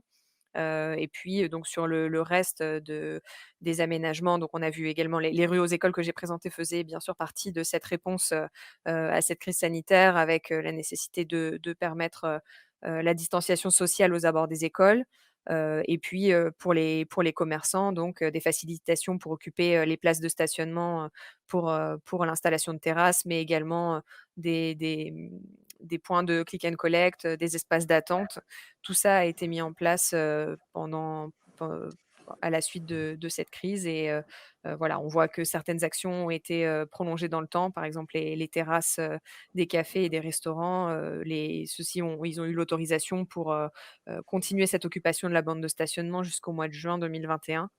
Et puis les rues aux écoles, ça a été un accélérateur d'une politique publique plus générale qui va continuer à se déployer et de même pour le vélo. Toutes ces interventions ont finalement été des coups d'accélérateur pour les ambitions qui existaient déjà sur le partage de l'espace public. Ouais, merci. Et encore une dernière question qui est venue, qui n'est pas adressée à vous, mais à Madame Isabelle Janssens de Sophie Feder. Apparemment, on a même la possibilité de montrer cette question sur l'écran. C'est formidable ici. Donc la question, quel était l'exemple que vous avez cité de réaménagement de rue accompagné par des mesures pour protéger les petits commerces et quelles autres villes, à votre connaissance, exercent cette approche? Et avec cette question, je pense que je vais entamer une dernière tour de table de vous tous, de encore mettre une dernière réaction sur ce que nous avons entendu et peut-être focaliser sur on a beaucoup parlé maintenant de la ville de 15 minutes, mais de tous les autres projets, outils que Madame Perrin a cités, quel selon vous est le plus pertinent pour Bruxelles pour appliquer directement dans le futur proche? Donc d'abord pour répondre à la question de Sophie Feder, donc c'est la ville de Sion et c'est la rue du Midi qui a été réaménagée comme ça. Alors, d'autres exemples, je connais d'autres exemples en Suisse. Je pourrais vous donner les noms des villes, mais là, je ne reviens plus sur les noms. Enfin, c'est au Suisse, du côté de la Suisse alémanique plutôt. Et donc, voilà, ce sont des choses qui sont assez systématiquement. Alors, il faut bien être conscient que les finances des communes ne sont pas les mêmes que celles de Bruxelles. Donc ça, il faut, et des communes bruxelloises, donc ça, il faut toute raison garder. Mais la logique est intéressante. Alors, si je dois réagir ou sortir des points qui me paraissent particulièrement intéressants pour Bruxelles, moi, donc, et ça, on n'en a pas tellement parlé, enfin, on n'en a même pas parlé, hein, il y a juste Alice Perrin l'a présenté, c'est le fait de ces projets aux abords des écoles, avec une co-construction et une concertation entre les habitants et les enfants. Alors, c'est vrai que l'attribution scolaire est peut-être un peu différente en France qu'en Belgique. Hein. Donc, en Belgique, on a un choix. En tout cas, au niveau maternel et primaire, on peut aller très loin pour aller à l'école. Mais donc, je trouve que cette réflexion autour de l'école et de la communauté et des gens qui sont autour de l'école, c'est quelque chose de très fédérateur, de très porteur d'inclusion. Et donc, ça n'oppose pas les gens, en fait. Ça les rassemble en plus. Et donc, ces réflexions, et c'est aussi un peu en partie des réponses aux questions qu'on a eues sur le Facebook, que les gens s'opposent, qu'est-ce qui se passe quand il y a des conflits. Mais je trouve que chercher à fédérer les gens, à leur faire prendre conscience qu'il y a des choses positives pour eux aussi, important. Donc, par exemple, à Bruxelles, les plus grands nombres de victimes sont les automobilistes, parce que forcément, ils sont nombreux. Ce ne sont pas les plus graves, mais eux aussi ont à gagner d'amélioration. Donc, vraiment essayer de communiquer vers cette intégration, fédéralisation et voir que tout le monde a quelque chose. Voilà.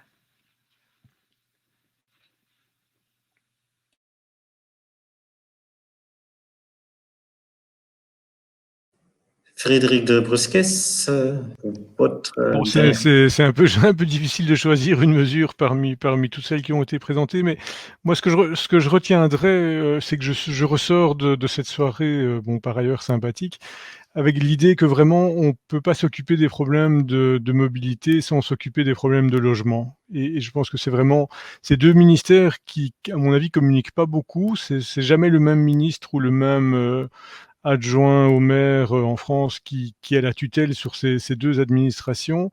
Et pourtant, je pense que la localisation des logements, les valeurs foncières, etc., tout ça, c'est en lien croisé avec les questions de mobilité et il faudrait pouvoir traiter les deux en même temps.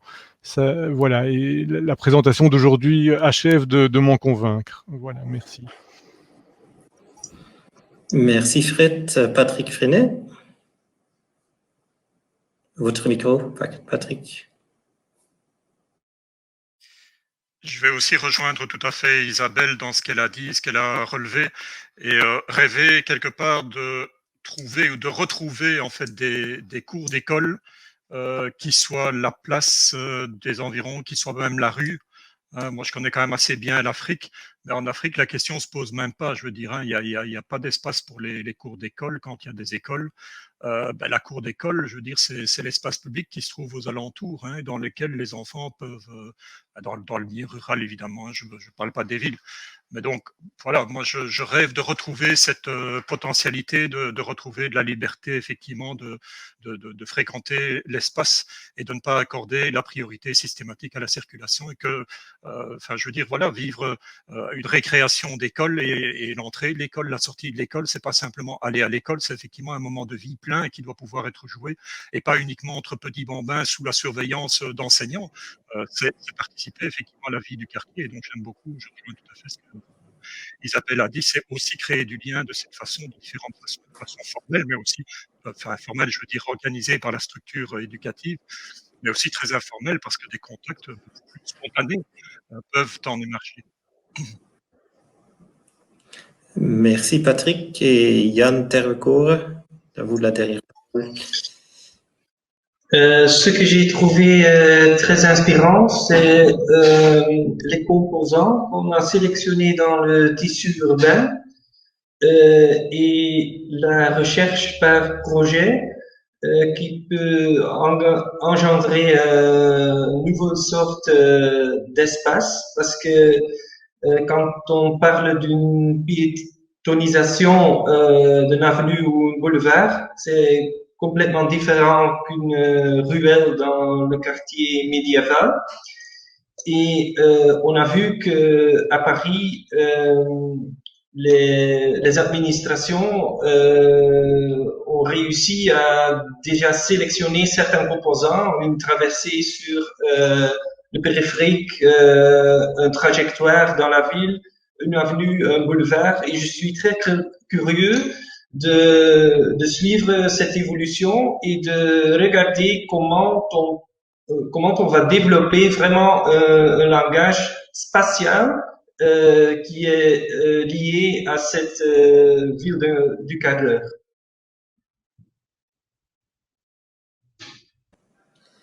Merci Yann. On va clôturer le débat ici. Il est 9h15. Il y en a des gens qui doivent encore rentrer à la maison avant le couvre-feu. Donc, c'est temps de clôturer. Il me reste à remercier Madame Alice Perrin de la ville de Paris pour cet exposé intéressant et plein d'exemples. Et je veux aussi remercier nos experts de Bruxelles pour leurs inputs dans ce débat, et aussi vous, le public, pour vos réactions sur le site et que vous étiez nombreux à nous regarder. Vous pouvez aussi partager ce vidéo plus tard avec vos amis, vos réseaux sociaux, parce qu'on reste là, donc tout le monde peut le regarder aussi plus tard. Et il me reste à vous inviter pour la prochaine soirée, qui sera le 9 décembre en soirée. Là, on va écouter la ville d'Oslo sur la ville pas sur la ville de quart d'heure, mais sur la vision zéro et comment l'appliquer dans toute la politique mobilité urbanisme. Je vous remercie tous et une bonne soirée.